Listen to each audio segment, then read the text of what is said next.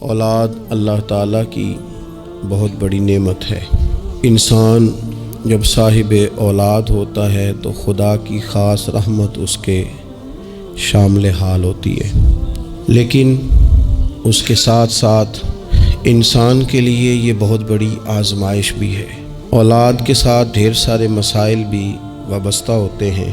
ان کے لیے ان کے والد اور ان کی والدہ کے ذمے جو حقوق اللہ رسول نے صلی اللہ تعالیٰ علیہ وسلم عائد فرمائے ہیں، ان کا خیال رکھنا بھی بڑا ہی ضروری ہے۔ ہمارے ہاں یہ ہوتا ہے کہ ماں باپ یقیناً اولاد کے لیے اچھا ہی سوچتے ہیں، لیکن چونکہ ہماری سوچیں ہمیشہ دنیا داری کے گرد گھومتی ہیں اور ہمارے زمانے میں کامیابی کا معیار ہی لوگوں نے اقتدار کو، مال کو، جاہ و حشمت کو بنا لیا، تو پھر اپنی اولاد کے لیے بھی لوگ اسی کے حصول کو سب سے بڑا سرمایہ سمجھتے ہیں اور ہمیشہ بچوں کی یہی تربیت کرتے ہیں کہ انہیں مال کیسے جمع کرنا ہے، انہیں کس طرح سے معاشرے کے اندر حصول اقتدار کے لیے یا بڑے مناصب کے لیے کوشش کرنی ہے۔ نتیجہ یہ نکلتا ہے کہ ایک عجیب سی مادہ پرستی ماحول میں پیدا ہو جاتی ہے۔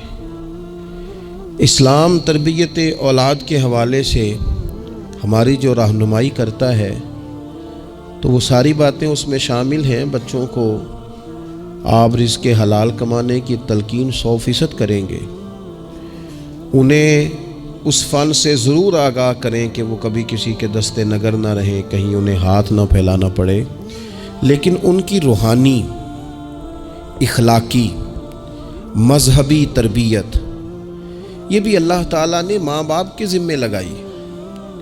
یا ایھا الذین آمنوا قوا انفسکم واہلیکم نارا، اے ایمان والو خود بھی دوزخ سے بچو اور اپنے گھر والوں کو بھی دوزخ کی آگ سے بچاؤ۔ ایسے اسباب اپنے بچوں کو سکھاؤ کہ کہیں وہ جہنم کے راستے پر نہ پڑ جائیں۔ ان ساری راہوں کا انہیں تعین کر کے دو جو جنت کی طرف جاتی ہیں۔ ان کی جو اخلاقی زندگی ہے، ان کے کردار و عمل کا جو حسن ہے، اس کے لیے تم اپنے بچوں کی تربیت کرو۔ ہمارے ہاں اگر پہلی بات تو یہ ہے کہ ہم بچوں کو بار بار اسی بات کی طرف گامزن کرتے ہیں اور مثالیں بھی دیتے ہیں تو اس طرح کی دیتے ہیں کہ فلانے کا بیٹا دیکھو کتنے پیسے کما رہا ہے، فلاں کا بیٹا دیکھو کتنے بڑے عہدے پر فائز ہو گیا ہے، اور فلاں کا بچہ دیکھو کتنا شہرت پا گیا ہے۔ تو پہلے تو مثالیں ہی دنیا داری کی، اور اگر دین کے لیے ہم قائل کرنا بھی چاہتے ہیں تو کچھ مثالیں سنا کر، کچھ باتیں بتا کر، کچھ تقریر سنا کر۔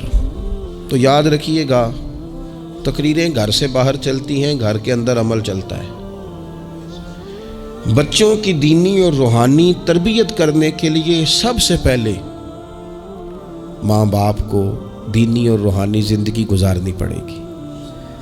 بچے جس طرح باپ کو وقت پر ڈیوٹی پہ جاتا ہوا دیکھتے ہیں، انہیں اپنے باپ کو وقت پر اٹھ کے نماز پڑھتا بھی دیکھنا پڑے گا۔ اگر اس کا کاروبار کم ہو جائے، کہیں نقصان ہو جائے، تو جس طرح وہ اسے پریشان اور بے حال دیکھتے ہیں، کاش ایسا ہو نا کہ کبھی باپ کی آنکھوں میں آنسو آئیں اور بچے پوچھیں کہ ابا جی کو کیا ہے، تو اماں کہے پتر تمہارے باپ کو حضور کا مدینہ یاد آتا ہے۔ یہ چیزیں روحانی زندگی جب ہم گزاریں گے تو بڑی جلدی ہمارے بچوں کے اندر یہ چیزیں پیدا ہوں گی۔ لیکن یہ تو نہیں نہ ہو سکتا کہ آپ فصل گندم کی بوئیں اور کاٹنا چاول چاہیں، یہ ممکن نہیں ہے۔ ہم چاہیں کہ ہم گھر میں کوئی دینی کام نہیں کریں گے، لیکن پتر تیرے اوپر پابندی ہے، تو نے سارے دینی، روحانی، اسلامی سارے تو نے کام کرنے ہیں۔ میرے پاس لوگ بچے داخل کرانے آتے ہیں تو ایک جملہ وہ اکثر بولتے ہیں، وہ کہتے ہیں جی میں بچہ داخل کرانا چاہتا ہوں تاکہ میری بخشش کا ذریعہ بن جائے۔ تو میں کہتا ہوں یہ بات آپ کی ٹھیک ہے، حدیث پاک میں الفاظ موجود ہیں کہ اللہ تعالیٰ والدین کو اعزاز دے گا، لیکن آپ ماشاءاللہ باشعور ہیں۔ اگر آپ کو اس بات کا شعور ہے نا کہ بچے کی وجہ سے حافظ قاری علامہ صاحب کی وجہ سے میری بخشش ہو جائے گی، تو اور بھی تو کئی چیزیں بخشش والی ہیں، آپ عمل کیوں نہیں کرتے؟ ان پر آپ توجہ کیوں نہیں دیتے؟ اس طرف بھی تو آپ غور فرمائیں. آپ کسی اور کے ذریعے سے جو بخشش چاہتے ہیں تو کوئی ایسا کام کرے نا کہ ہم رب سے دعا کریں تو اللہ ہماری وجہ سے کسی اور پر بھی فضل فرما دے. لیکن ہم اپنے آپ کو تبدیل نہیں کرنا چاہتے، اپنے اندر تبدیلی نہیں لانا چاہتے. ہم کوئی سویرے اٹھ کے کچھ مصلی کو، عبادت کو، اللہ کو ٹائم نہیں دینا چاہتے. ہم گھر میں سچ نہیں بولنا چاہتے. کیا ہمارے بچوں کو خبر نہیں ہے کہ ہم موبائل پہ کیا دیکھتے ہیں؟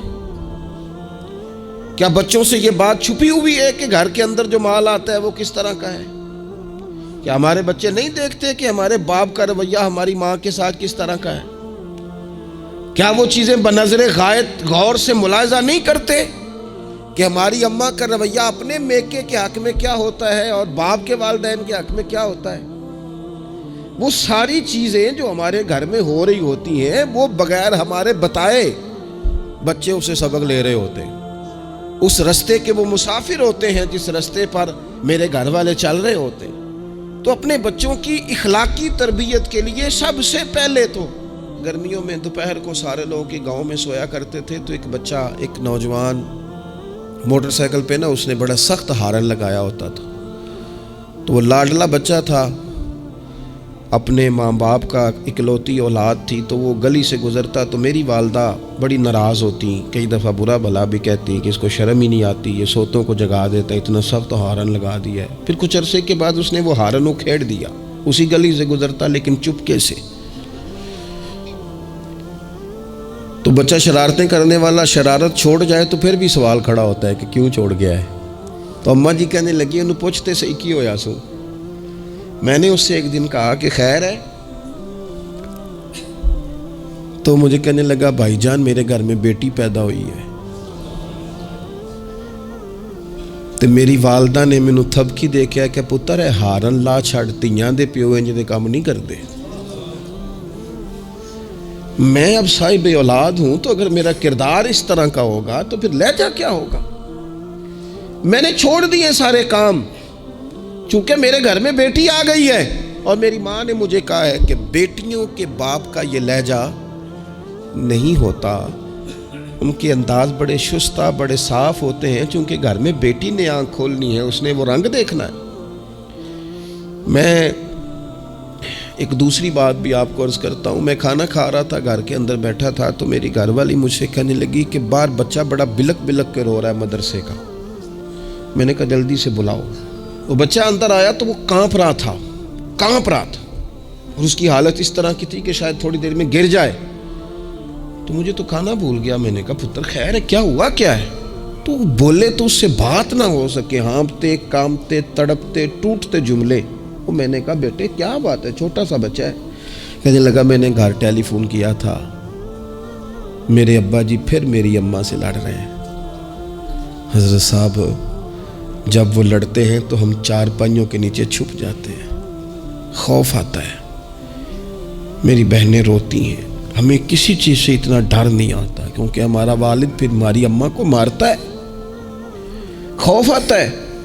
آج گھر میں نا پھر ابا جی اماں کو پیٹ رہے ہیں. میں نے فون کیا تھا تو بہنیں رو رہی ہیں، آپ دعا کر دیں ہمارے گھر میں سکون ہو جائے.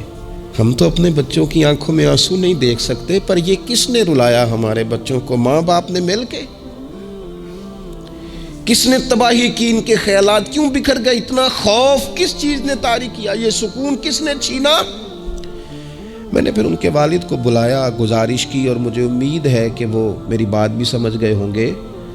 میں نے ان کو وہ سارے حالات سے آگاہ کیا کہ آپ کے بچوں کی نفسیات کہاں تک جا رہی ہے. پر میری آپ اس واقعے کے بعد میں سمجھا کہ شاید یہ ایک گھر کا مسئلہ تو نہیں ہوگا، جانے کتنے گھروں میں یوں ہوتا ہوگا، کتنے بچے خوف کی زندگی گزارتے ہوں گے، اللہ جانے اب کیا ہونے لگا ہے.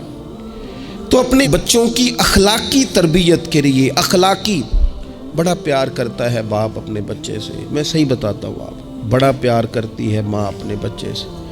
لیکن یاد رکھنا اس پیار میں کہیں وہ اخلاقی حدود کو کراس نہ کر جائے.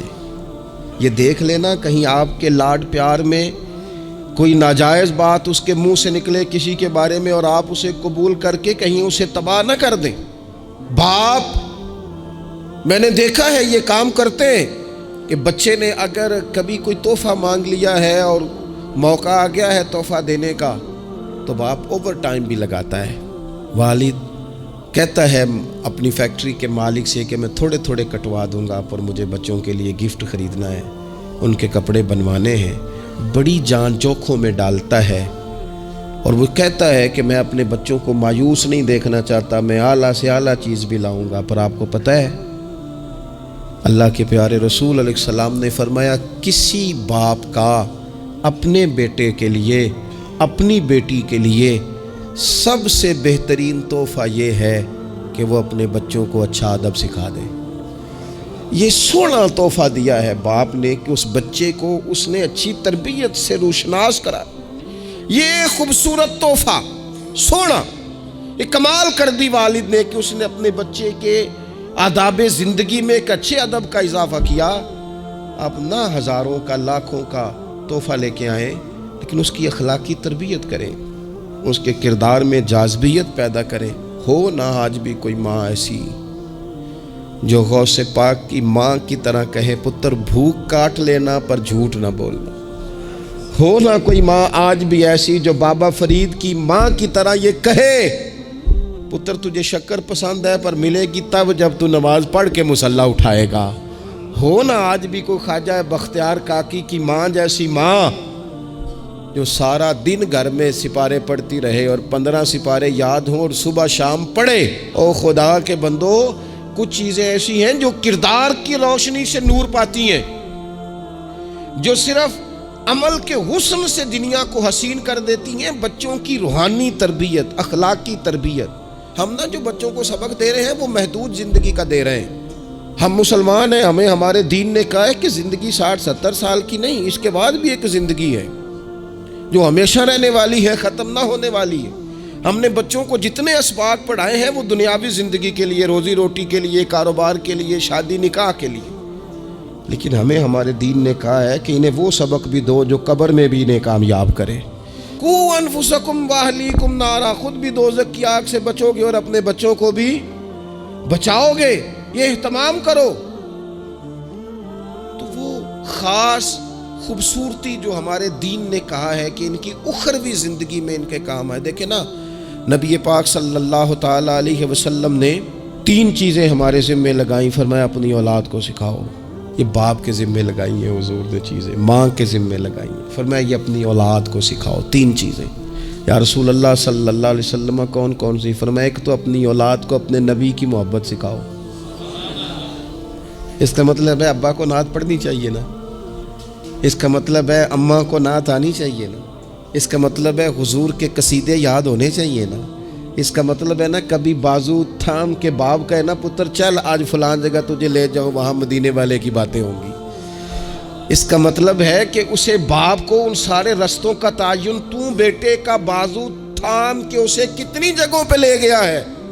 چل ایک دن یوں بھی کر تھام اس کا بازو اور اسے حضور کے مدینے بھی لے جا کر محبوب کے سامنے کھڑا. فرمایا اپنے بچوں کو اپنے نبی کی محبت سکھاؤ اور فرمایا دوسرے کام یہ کرو کہ اپنے بچوں کو اپنے نبی کی اولاد کی محبت سکھاؤ.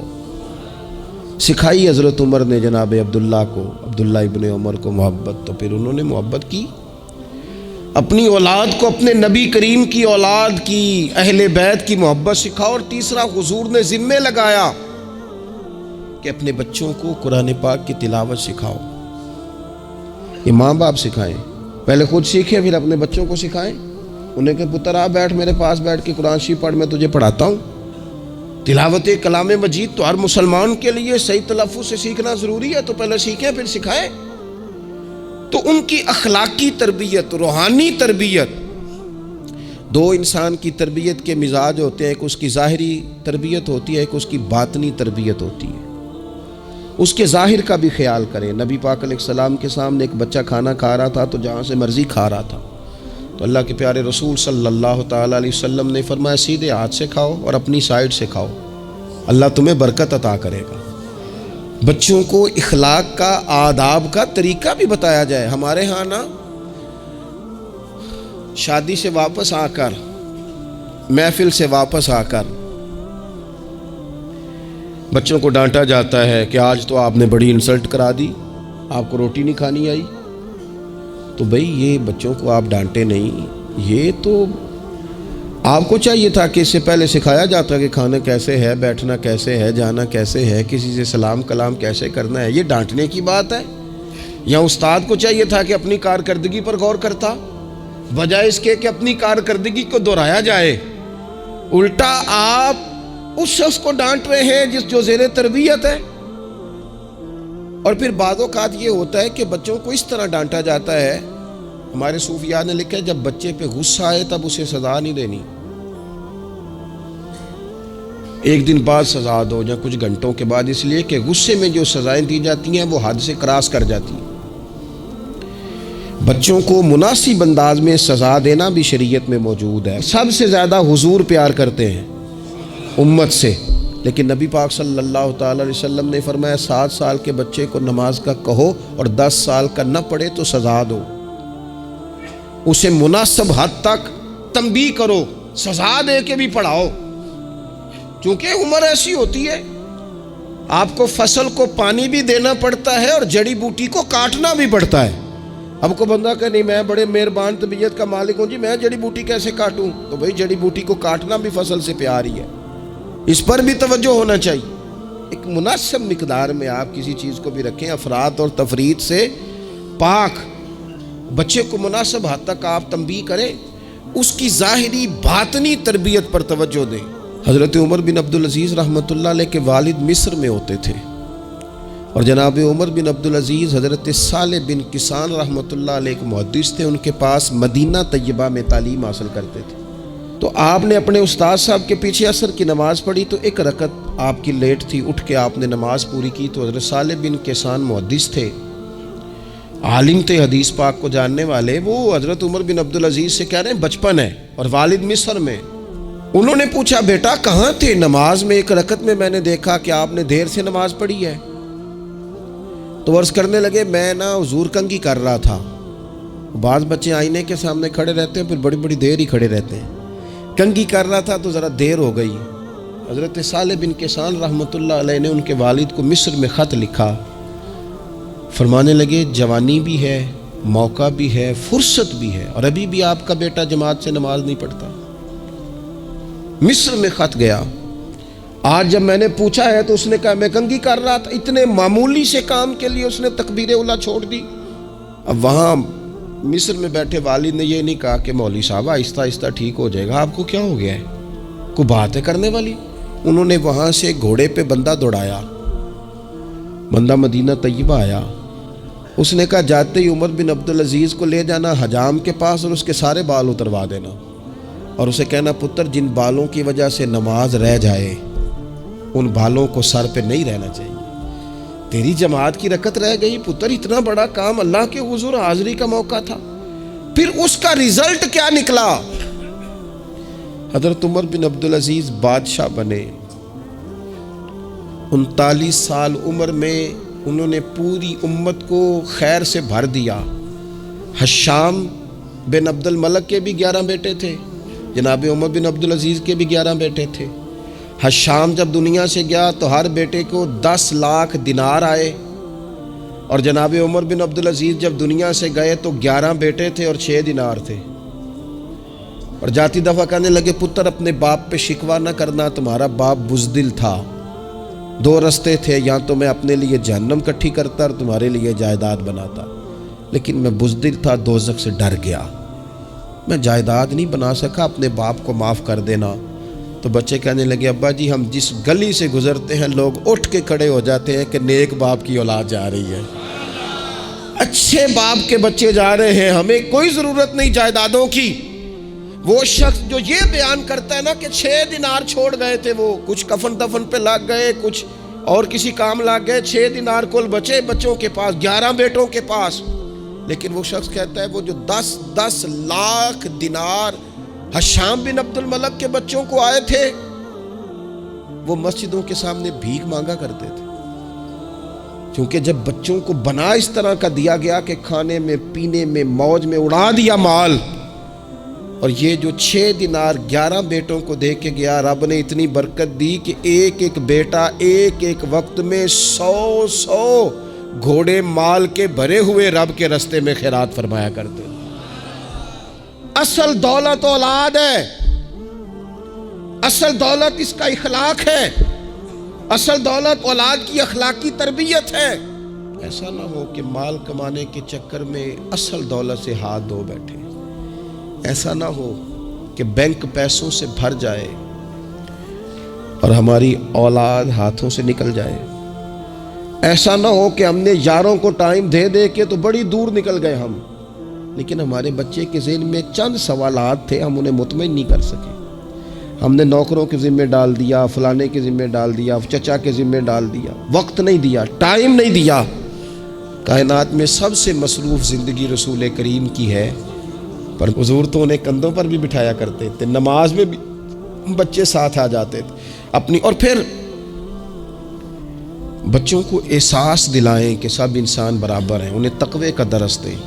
آپ نے ناراض نہیں ہونا، امیروں کے بچوں کو یہ سبق دیا جاتا ہے کہ تہاڈا سٹیٹس نہیں ہو تسی فلانے نال کھیڈن ڈیس ہو۔ حضرت عمر کے زمانے میں ایک گورنر کے بیٹے نے ایک غریب کے بیٹے کو مارا تھا، تو حضرت عمر نے گورنر صاحب کو معزول کر کے اونٹ چرانے پہ لگا دیا۔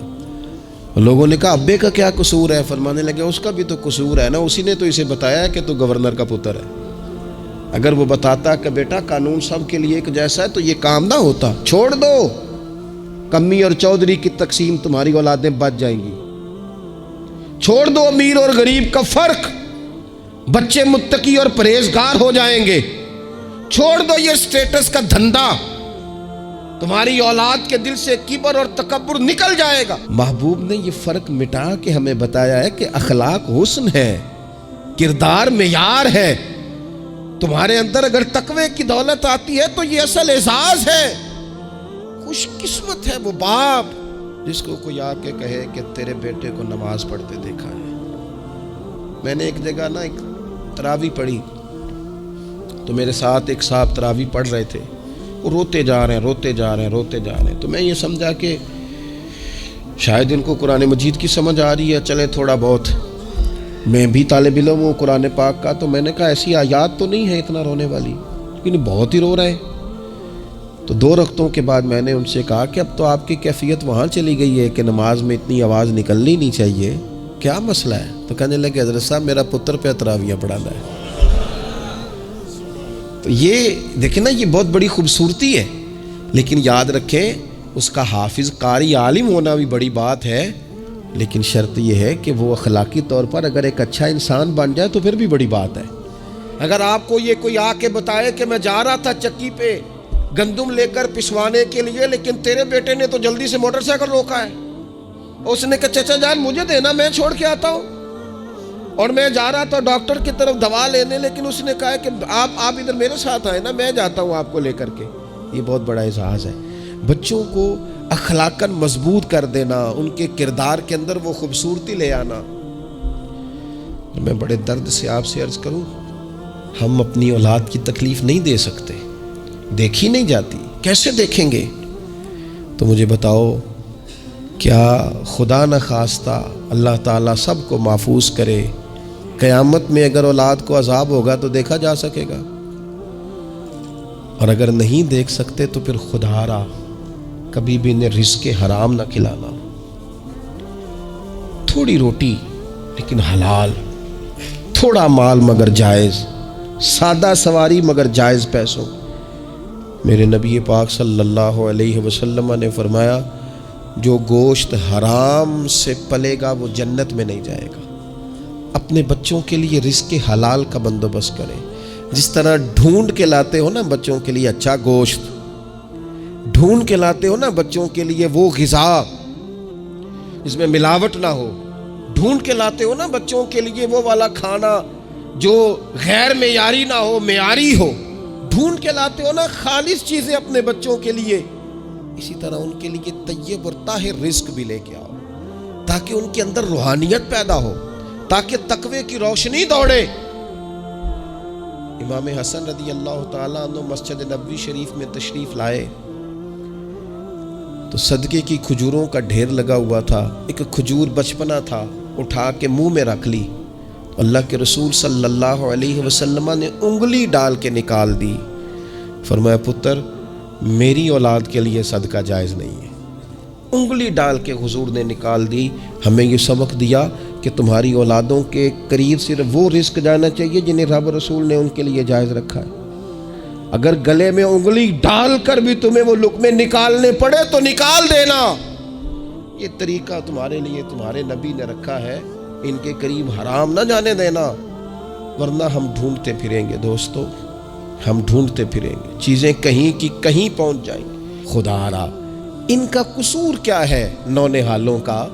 یہ تو ہماری گود میں پلتے ہیں، کیوں ہم انہیں وہ والا مال لا کے دیتے ہیں جو ان کے لیے جائز نہیں؟ کیوں ایسی چیزیں انہیں فراہم کرتے ہیں کہ ان بیچارے بولوں کو پتہ ہی نہیں ابا کیا کچھ لے آیا؟ طیب، حلال، پاکیزہ، صاف ستھرا، معیاری ان کے لیے غذا کا بندوبست کریں۔ اور ان کے لیے ایک بات اور آپ کو آخر میں عرض کرنی ہے، یہ آپ نے نا میری منت سمجھنی ہے۔ اس طرح بچوں کو نسخے بتاتے ہیں نا کمائی کرنے کے، اس طرح انہیں ہنٹس دیتے ہیں نا دنیا میں چھا جانے کے، اس طرح آپ اپنے بچوں کو وظیفے بتائیں، انہیں اذکار کی فضیلت والد صاحب بتائیں۔ کیوں؟ کہ یہ میرے نبی پاک کا طریقہ ہے صلی اللہ تعالی۔ دیکھو نا حضور کے دروازے سے سب کو سب کچھ ملتا ہے نا، اور صحابہ کہتے ہیں جو چیز نہیں سنی نا کبھی وہ لفظ نہیں ہے، یہ لا نہیں ہے، یہ سنا ہی نہیں کبھی۔ لیکن نبی پاک صلی اللہ تعالیٰ علیہ وآلہ وسلم نا سحری کے وقت سیدہ فاطمہ آرام فرماتی، سحری کے وقت، تو حضور نے ہماری تعلیم کے لیے، ہمیں سمجھانے کے لیے بیٹی کو پاؤں سے پکڑ کر اٹھایا، فرمایا فاطمہ اٹھو، یہ تو رب سے رزق مانگنے کا وقت ہے، اٹھو، طلوع فجر سے طلوع صادق تک اللہ تعالیٰ رزق تقسیم کرتا ہے، اٹھو مصلے کو آباد کرو۔ شاید یہی وہ سبق تھا کہ امام حسن کہتے ہیں پھر میں نے اپنی ماں کو ساری رات ہی مصلے پہ دیکھا، سارا دن ہی دعائیں مانگتے دیکھا۔ او دیکھو میرے دوستو، حضور کے دروازے سے سب کو سب کچھ ملتا ہے، پر جب سیدہ فاطمہ نے کہا تھا نا یا رسول اللہ غلام مل جائے، تو کریم رسول نے بیٹی کو وظیفہ دیا۔ چلو حضور کی سنت سمجھ کے ابا جی ایک وظیفہ بتائیں نا اپنی بیٹیوں کو، بتائیں گے انشاءاللہ؟ چلو ایک وظیفہ بتائیں نا بیٹوں اور بیٹیوں کو، اور کہیں کہ یہ میں بھی پڑھتا ہوں، بڑی برکت والا ہے پتر تو بھی پڑھا کر، یہ وظیفہ بتائیں گود میں بٹھا کے۔ میں نے کہا ہم ہنٹس دیتے ہیں مال کمانے کے، یہ بھی تو دو نا۔ تو نبی پاک علیہ السلام نے کہا پتر غلام تو میں مدینے کے غریبوں پر تقسیم کروں گا، لیکن تجھے ایک وظیفہ دیتا ہوں، 33 بار سبحان اللہ پڑھا کر، 33 بار الحمدللہ پڑھا کر، 34 بار اللہ اکبر پڑھا کر۔ جب بھی یہ وظیفہ ختم ہوگا رب غلام آزاد کرنے کا ثواب عطا فرمائے گا۔ اس تسبیح کا نام ہی تسبیح فاطمہ ہے، اور شان یہ ہے کہ فرمایا اگر کسی کے گناہ سمندر کی جھاگ کے برابر بھی ہوں تو ہر نماز کے بعد یہ پڑھے، اللہ سارے گناہ معاف فرما دے گا۔ تھوڑا کسی وقت بیٹھ نہ جائیں بچوں کو لے کے گھر کے اندر کہ پتر آؤ نا آج درود شریف پڑھیں۔ صبح نا کبھی بڑا یاد آتا ہے، میری دادی اماں تخت پوش پہ بیٹھتی تھیں، وہ نماز پڑھ کے پھر سب کو جگاتی تھی، اٹھو، اور دونوں لفظ کہتی تھی، اٹھو سبق پڑھو تے نماز پڑھو۔ نماز اور سبق اس سے مراد ہے نماز پڑھ لو اور پھر قرآن پاک۔ یہ 2-4 دن کریں نا ہم سارے اپنے گھر میں کہ آؤ بھی بچوں سارے پہلے نماز پڑھیں پھر سارے قرآن شریف کھولیں، تھوڑی دیر یہ کھولو نا، امید ہے رب کے فرشتے رحمتوں کا نزول فرمائیں گے۔ تو بچوں کی روحانی، اخلاقی، عملی، دینی تربیت پر ہم نے توجہ دینی ہے۔ اللہ تعالی ہمیں اس کی توفیق عطا کرے۔